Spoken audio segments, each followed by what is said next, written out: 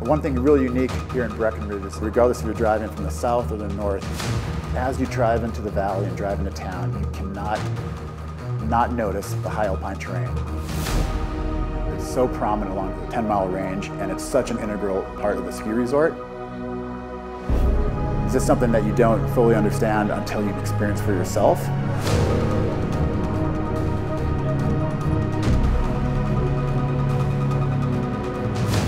I think something for me that's important in my life, just to be there. It's a very spiritual place, and the experience you can have up there is really unique. Get to the top of the ridge and just be like, oh my God, like this is real terrain up here. This is real skiing. You go up there and stand off the edge there and you go, oof. You're really just dropping off the edge into nowhere.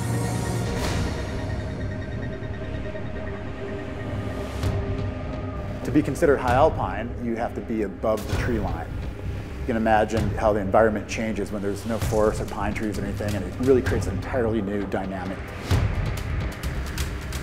We would hike up and started skiing different stuff in the lake chutes depending on how gnarly it was. You had to be a little bit of a die-hard to do it. We had several accidents early on with cornices breaking. You get a lot of respect for what you're dealing with. It's nature. As soon as you think you got it figured out, you don't.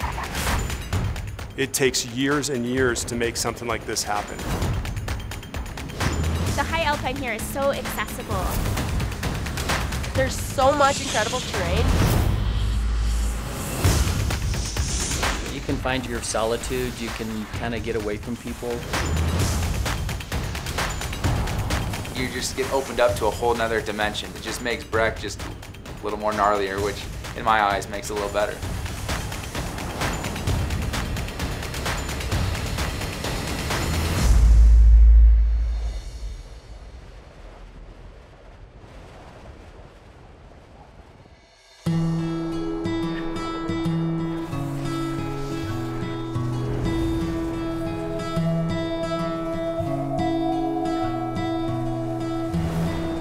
Well, the early days, we stopped the lifts at Timberline, pretty much, because it was quite windy up above. When the mountain first was created in 1961, they said stay away from the high alpine because there's too much avalanche danger. Back in the day, I mean, the ski resort was so small, and then like we would always just look up at Imperial Bowl and it was out of bounds. You know, and you would be like, wow, that looks just awesome to ski. You know, the evolution of being able to actually start to be able to hike to some of these areas, I think there were a lot of people that were really excited about it.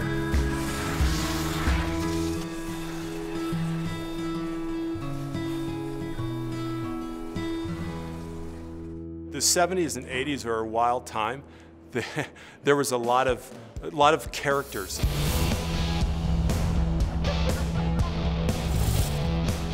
And a lot of what we called, you know, free skiing, just out there exploring.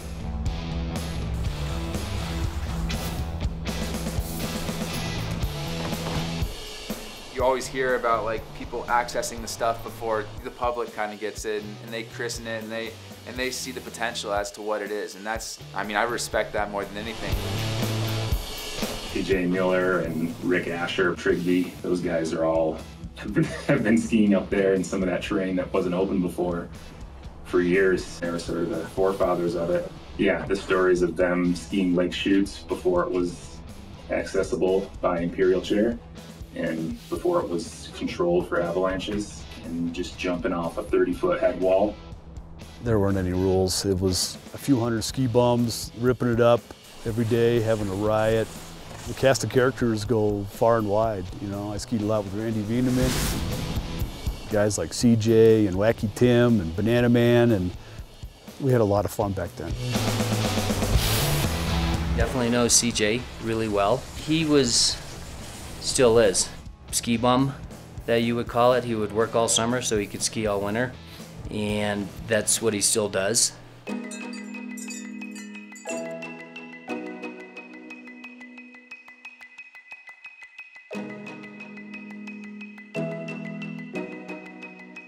This is my first season pass. When I moved up to Breckenridge, it was very small, and there was already a guy in town named John. So about halfway through the first season, they decided that I could be called Crazy John because all we did was go looking for jumps. There's a lot of buddies that we would race, and we would go bump skiing, and we'd go hiking, and just live that ski bum life, and it was magical. It's just such a great moment in a snippet of time.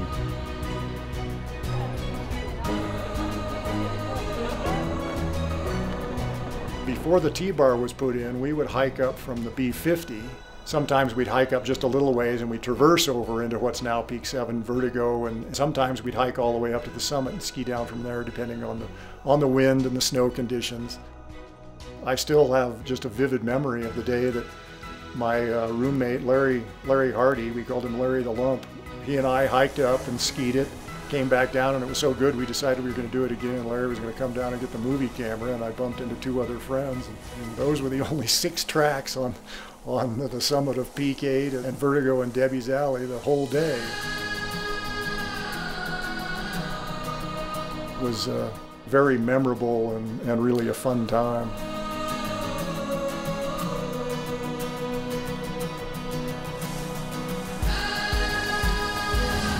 When I started here, we had a pommel lift that accessed Horseshoe Bowl, which kind of got us, our foot in the door to the high Alpine. And after a few years working here, they put a T-bar on. People were up, exploring, enjoying what the high Alpine had to offer.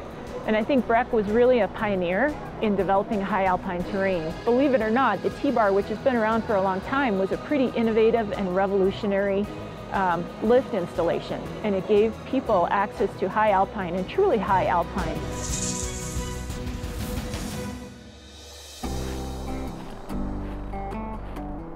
We started hiking up to the summit of Peak 8.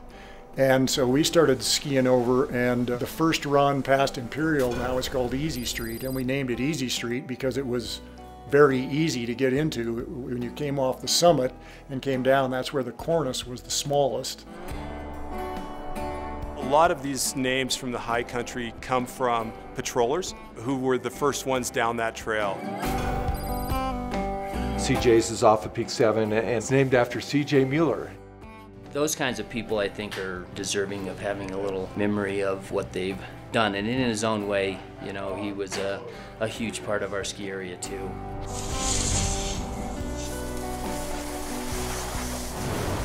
In the front bowl, there's one called Brill's Thrill that is named after Dwight Brill, who was a longtime snowmaker here and groomer and succumbed to cancer. To be in there and think about Dwight, I think for a lot of us that work here, it takes on a different connotation of, it's a remembrance of somebody who worked here for a long time and committed a lot of their life to working here.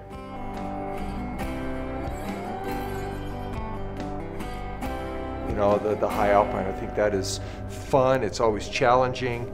But it was a dangerous area to even think about, consider even going into.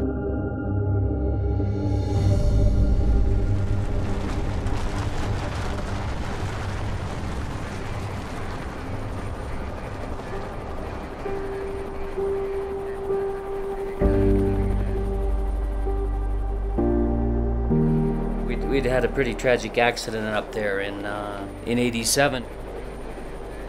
Right up the T-bar, you could traverse past the area boundary and traverse across to Peak 7. Well, that ended up being a kind of a disaster that year, that they had guys traversing from down lower, and 2 guys hiked up higher and kicked off an avalanche that killed guys that were traversing in from lower. I think it helps you gain a lot of respect also for what you're dealing with and what you might put yourself into, and how, what a major avalanche can do and the impact.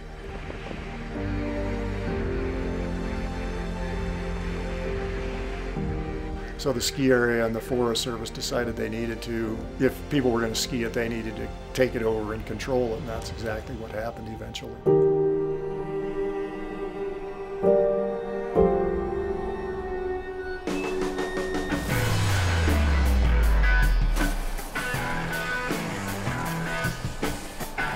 This is where the exploration came from, was that opportunity to see what else is possible out there.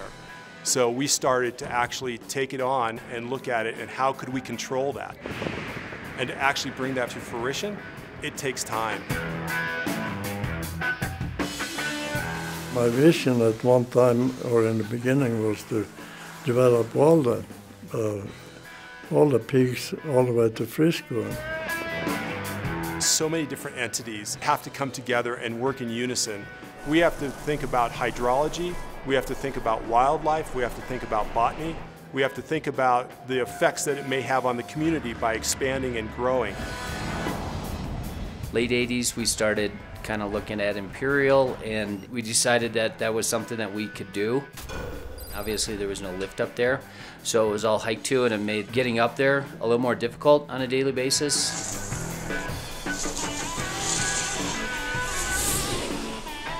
I think there were a lot of people that were really excited about it, but there's a lot of people that used to skin out to that area, out through the gate. That was their own private nirvana.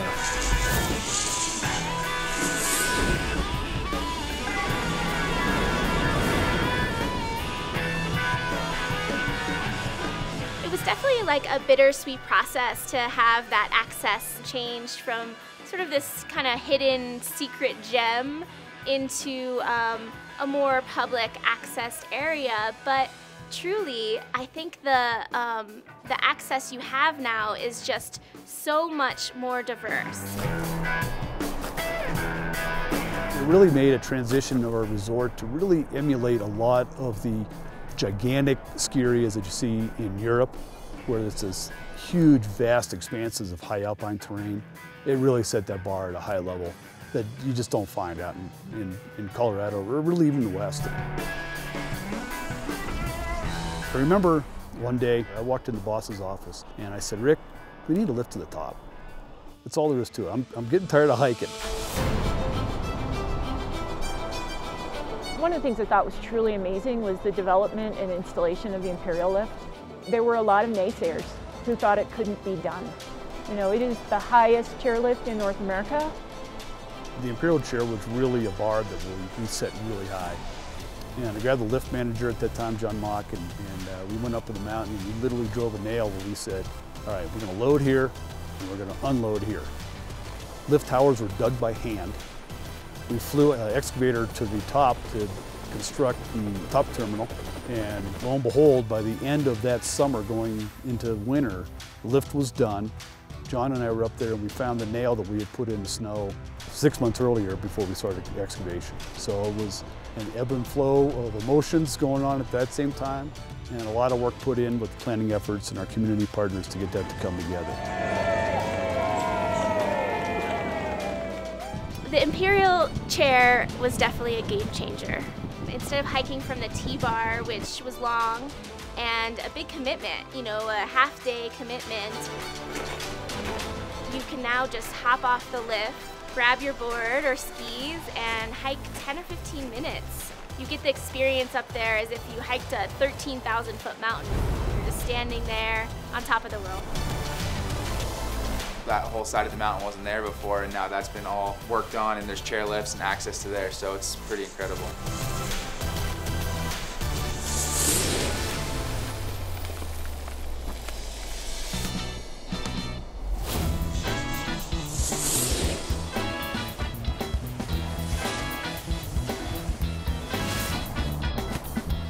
Opened up the capability to take Breckenridge to a different level because of what that terrain had to offer in terms of degree of difficulty and the whole intensity of the whole thing.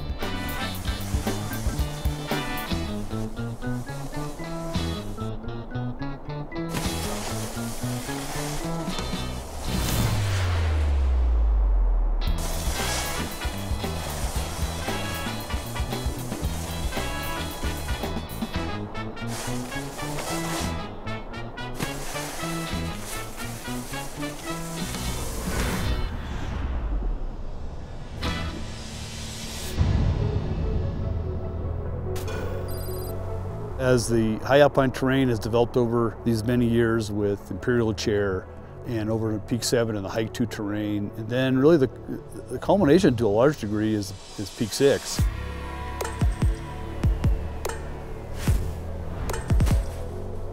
I used to skin up Peak 6 and go out into what they call the senses now and just ski those lines and skin back up, and it was out of the gate, but that was the only way to really access that terrain.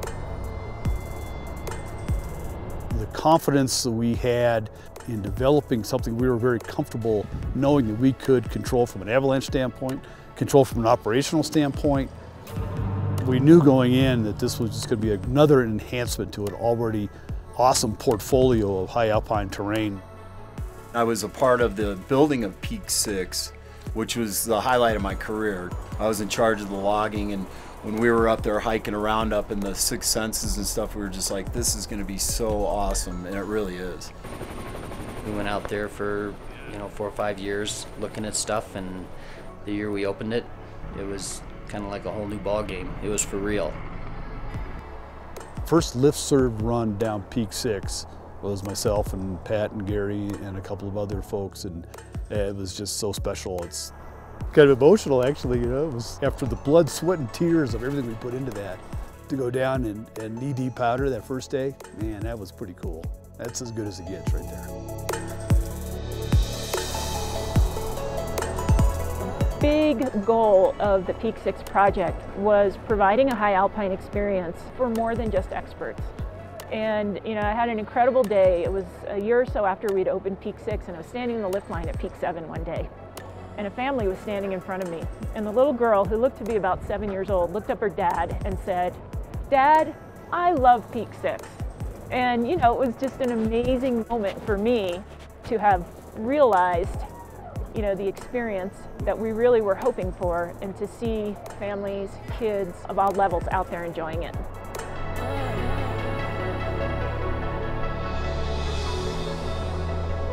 When you go out there to Peak 6 and you see all that terrain, like, the first thought is like, am I still on Breck? Get to the top of the ridge and just be like, oh my God, like, this is real terrain up here. This is real skiing.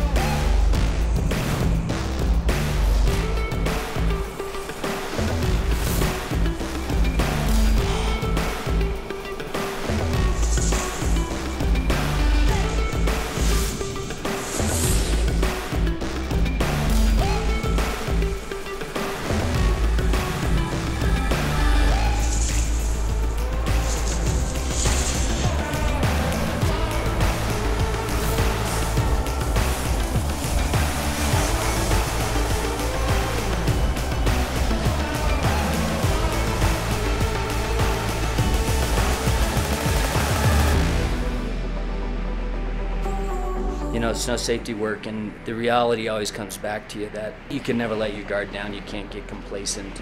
It's nature, and as soon as you think you got it figured out, you don't.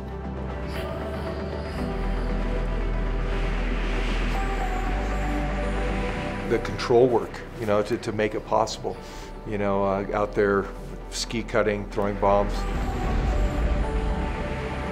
So the purpose of doing our avalanche control work when we get snow and wind here, which we get a lot of wind, which is, a lot of people don't like the wind, but it's actually what makes the skiing and Alpine so good here. So the purpose of going on an avalanche control route with explosives is to test the new snow loads that we get. And we don't always produce an avalanche, but we always test it to make sure that our forecast is right. Most of it's done with hand charges. They generally weigh about 3 pounds, and so you approach from a safe spot, you throw it over the edge into the avalanche path. Just dealing with that snow year after year after year, we began to get a little better of understanding of how the different weather patterns, different snowpacks can affect it. Our forecasting of avalanches got better, our education got a little better. And if we didn't like something, we just threw a bigger explosive charge at it and see what happened.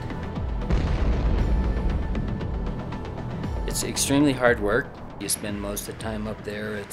The weather's pretty inclement, but you got to stick with it. So it's not for everybody. I think it takes a person that is passionate about it, loves the snow, and wants to continue to learn about how snow changes and the kind of internal dynamics that take place. The development of the high alpine area has been incredible since I moved here. It's been so much fun, and I started out as a park skier, and now as I'm developing my skiing, every day can't be a park day. So you can go out and explore the high alpine, get above that tree line, and really find some lines that people haven't hit. Great cliffs and chutes, you get all your little secret areas, and it's just really fun, and every single person you run into has a new spot that you never even knew about. It's just unlimited terrain, and you can just find a million different cool things to do. I've got quite a few favorite spots. Some of them I cannot mention here in good conscience. I wouldn't feel good about selling my buddies out. Contest is really fun. A few fun rocks to drop off of. Yeah, Horseshoe overall is a really fun area. Go down to Horseshoe, go to Contest. It just kind of opens up with that really playful terrain. That's seriously my all-time favorite run, lift, ever, of anywhere I've been in the world. Like, that just feels like home to me. I think probably my favorite run, I would say it's probably CJ's, and it's the longest, most sustained vertical. It's probably 1,200 vertical feet of just this beautiful pitch. There's so many good shots up there from the top of Peak 7. Areas like Vertigo, White Chute, CJ's, Magic Carpet Ride. The experience of being able to go up there and ski some of those extended lines or those really challenging shots. It's probably why a lot of people, work at Breck and probably stick around.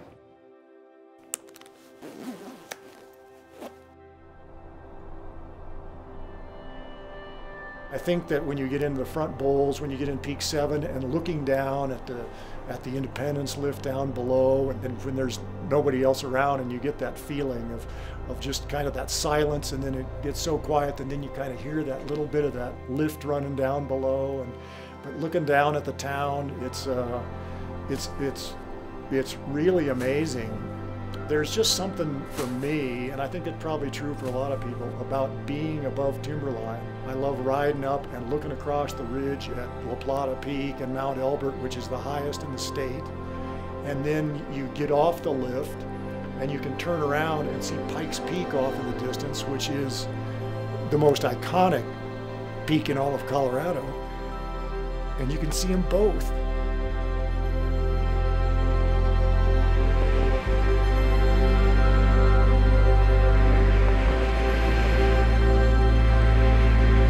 It's so expansive. You can feel like you're in a different part of the ski area when you're up there. And maybe that's what it is. It's a good place to just get away.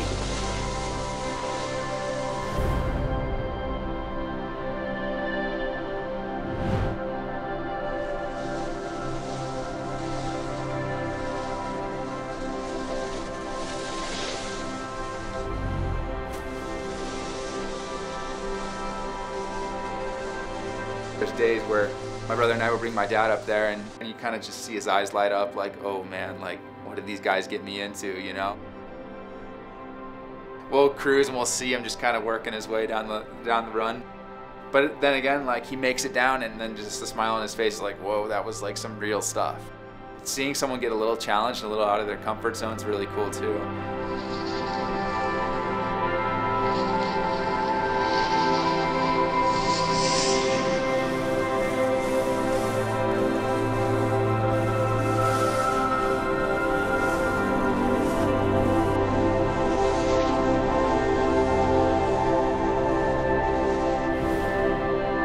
Breckenridge has such phenomenal terrain.